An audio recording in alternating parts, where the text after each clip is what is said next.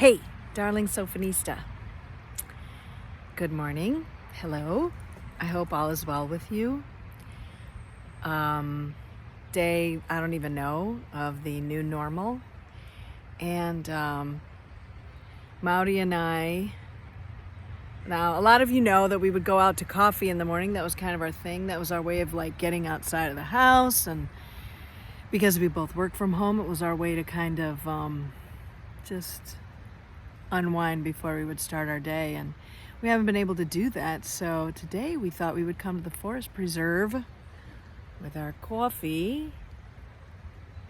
And I mean, look at this lake. You know, it's like literally a mile and it's less. Is it how far is it from our house? Half a mile. So it's like half a mile from my house, and I never come here, and now I'm here. And do you hear the birds? Do you hear the birds chirping? Maybe not, but I don't know about you, but I've started to notice the birds chirping, which I did before, but I do a lot more now. And last night I had all my children around the kitchen table and we were talking, and I just kept thinking to myself, okay, new normal. Here we are. I hope you are having times to reflect, and I hope that all of you Sophanistas, wherever you are, that you're able to relish time with your families. If you're alone, you know what? Let me know. I'll call ya. We can video chat. Totally up for that. But I hope you're doing well. I'm thinking of all of you. Still working every day. I'm getting the clear and diamond collection ready for April. I'm just gonna keep on keeping on, and I'm sure you guys are keeping on keeping on. I'm like cleaning places of my house that I would like pass by these places and go, oh, I'll get to that. I'll get to that. I'll deep clean those pots and pans. Well, I'm doing it now. And I'm glad I'm doing it now, because it was time. So I hope you're having a great day. I hope you're able to. I notice that when I look at social media, my anxiety goes up. It goes up because I don't really know all of the facts of what's going on here. And I'm kind of a facts person. I kind of like to know what's going on. And it bothers me that I can't just figure it out. This is something that's kind of outside of my wheelhouse. And so I have to listen to experts, but I got to figure out which experts to listen to. So I'm just trying to take this day by day. Today, we have a full fridge, thank God, roof over our heads. I still have jewels to make, stories to tell. And I get to sit out here with my beloved, who doesn't want to be filmed, but I don't blame him. But hope you're doing well, darling Sophanista. Don't hesitate to reach out to me, okay? Love you guys. Bye. Sophanista, can you hear the water? I mean, it's like a symphony, isn't it?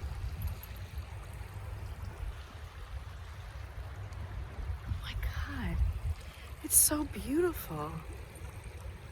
It's so calming. I'm so glad you're out here with me.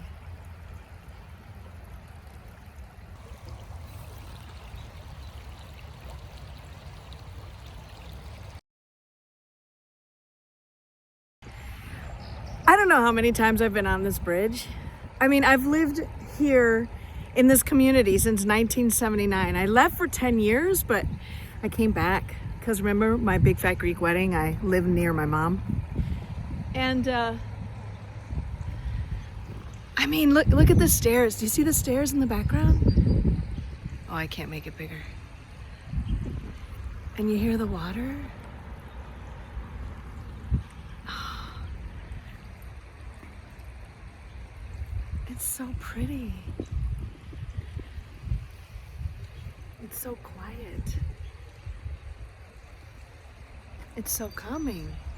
I know I keep saying that, but God, I'm so glad I started out my day this way. I mean, the other day we saw that there were Starbucks that were open. So we went through the drive-thru. And the line like divided. It went from 2, it went into 1. Great planning. And it was so stressful. By the time I went to get my coffee, I was like, give me my coffee. I mean, that's not how I want to start my day, especially not now. Not now during the new normal. I don't want to start my day like fighting with anyone or, no, don't cut. You didn't wait your turn in line. I don't want any of that. This was such a better idea to make coffee and come out here. I'm going to totally do this. I think that's what I'm going to do. I'm at the steps.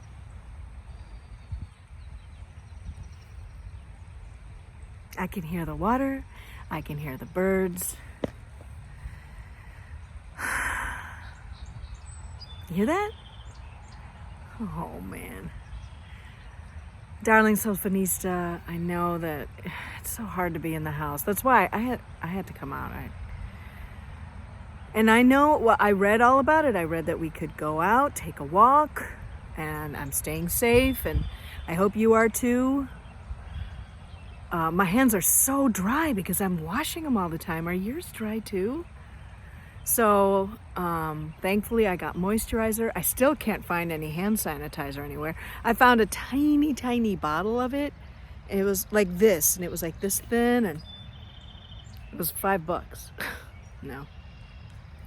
But I'm here at the steps, which I'm not even sure why the steps are here. The steps don't really lead to anywhere.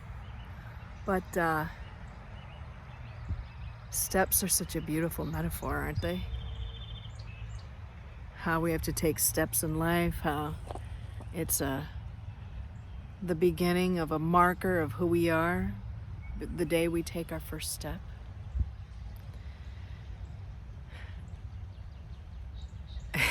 You know, it's wild. When I first started making jewelry, I was 20 years old. I was still in school.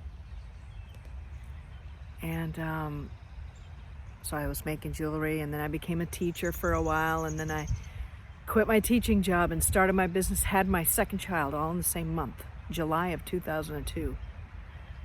And I figured, oh, okay, I am starting my business, so I'll work hard for 3 years and then it'll just take off. Well, I mean, in many ways it did take off. I mean, within 5 years of my business, we were selling in 300 stores. But I'm going to tell you something. In many ways, I was miserable because I was working, not making that much money because it costs a lot of money to have a business that size. And I wasn't enjoying it. And I was like, what am I doing? At that point in my life, I just figured, well, the next step is just to get bigger and bigger and bigger. But that wasn't the step. The step was to figure out how making jewelry was going to make me happy, the happiest person I could be. And that happiness hinged on mostly taking care of you guys.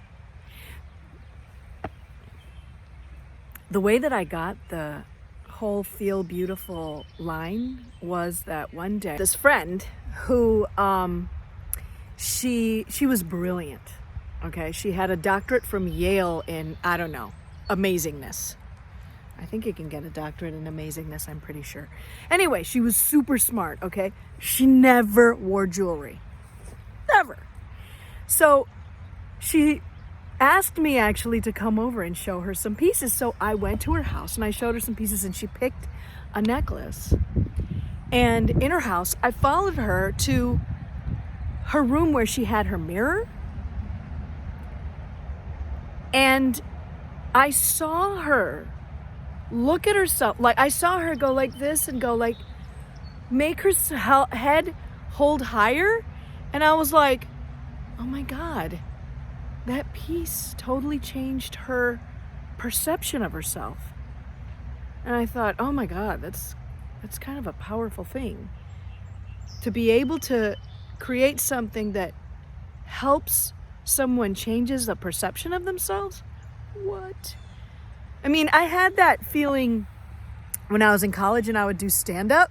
Sometimes I would be doing the stand-up, and in the middle of it, I would be like thinking to myself, I could either give them 10 minutes of horribleness or 10 minutes where they forget their troubles and their worries and their cares.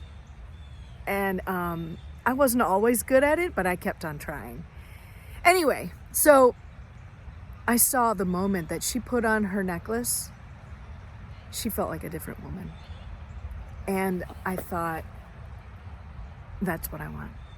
That's what I want. That's what I want. I want to continuously make women feel beautiful. So the tagline was easy. And I've stuck to it since. It took steps, step by step. Step by step, I had to learn who I was as a designer, step by step. Who I was as a mother, who I was as a wife, who I was as a friend. So, yeah, muses. Not from the couch, but here in these beautiful woods. Oh, how much I've enjoyed talking to you, darling Sophanista. I hope all is well with you. I hope you're staying safe. I hope you're eating well. I hope you're washing your hands. I hope you have your beloveds around you. You hear that? Take good care, darling Sophanista.